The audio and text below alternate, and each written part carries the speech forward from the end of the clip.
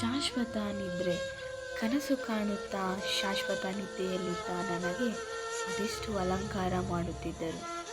ಬಹಳಷ್ಟು ಪ್ರೀತಿಯಿಂದ ಸ್ನಾನ ಮಾಡಿಸಿ, ಹೊಸ ಬಟ್ಟೆಯನ್ನು ತೊಡಿಸಿ, ಚಿಕ್ಕ ಮಗುವಿನ ಹಾಗೆ ಹೆಗಲ ಮೇಲೆತ್ತಿಕೊಂಡು ಹೋಗುತ್ತಿದ್ದರು.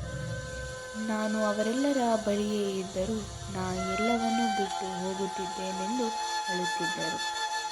ನಾನ್ಯಾರು ಎಂದು ತಿಳಿಯದವರೂ ಕೂಡ ನನ್ನನ್ನು ನೋಡಲು ಮಾಲೆ ಹಿಡಿದು ಬಂದರು.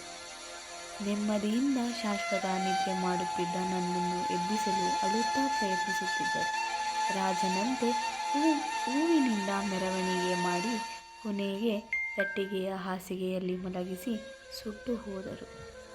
ಬದುಕಿದ್ದಾಗ ಬೆಲೆ ಕೊಡದೆ ಸತ್ತ ಮೇಲೆ ನನ್ನಿಷ್ಟದ ತಿಂಡಿ ಮಾಡಿ ಊರಿಗೆಲ್ಲ ಅನ್ನದಾನ ಮಾಡಿದರು.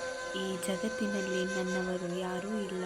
ನನ್ನ ಪ್ರೀತಿಸಿದವರು ನಾನು ಹೋದ ಕೆಲವು ದಿನಗಳ ನಂತರ ನನ್ನನ್ನು